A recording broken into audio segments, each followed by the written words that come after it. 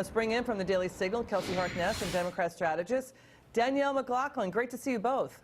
Great to be here. Kelsey, according to the Washington Post, their poll shows support for the wall is 42%, up from 34% last year. Here's the thing, Kelsey. We talk to angel families all the time. Kelsey, they've lost loved ones to criminal illegals. They say Democrats don't talk to them.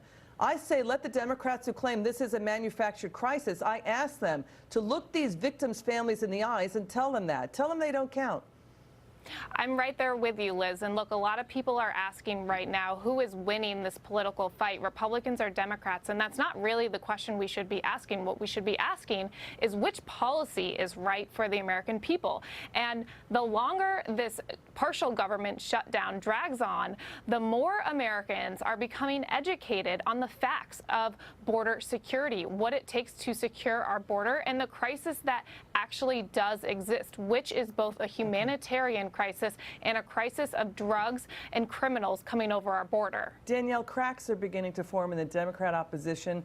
Democrats agree border barriers make sense. Now, Trump is not talking sea to sea. The border is nearly 2,000 miles long. He's been talking about half of that length. Here we got Oregon Senator Jeff Merkley talking about fencing has uses, barriers. Some barriers are useful. Cherry Bustos, on and on. But let's just keep rolling through the Democrats supporting the barrier here as we get Danielle's reaction. What's your reaction, Danielle?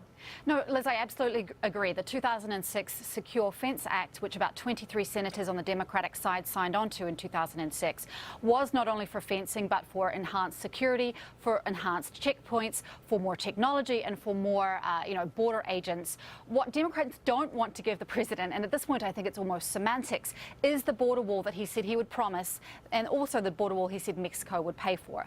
They offered him $25 billion at the end of last year, I should say the end of 2017, but he wasn't willing to move on Dreamers or DACA or increases in legal immigration. Yeah, I hear what you're saying. Now it was really the Schumer shutdown. Schumer was the one who balked at that and then pulled back from $25 billion. Now it's down to about like a fraction of that. You know, here's the thing, Kelsey. Democrat Senator Chris Coons saying a border wall is not immoral.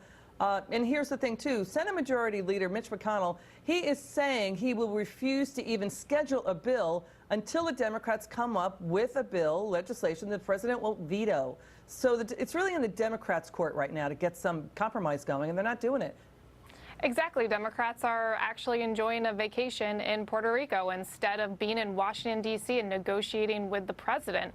Again, the longer this fight drags on, the more the facts come to the surface, where we do know how many Democrats in the past have supported border walls and fencing. So they really need to explain why they're not willing to now. Kelsey, Danielle, you will be back in just a bit. Great to see you guys. Earnings season kicking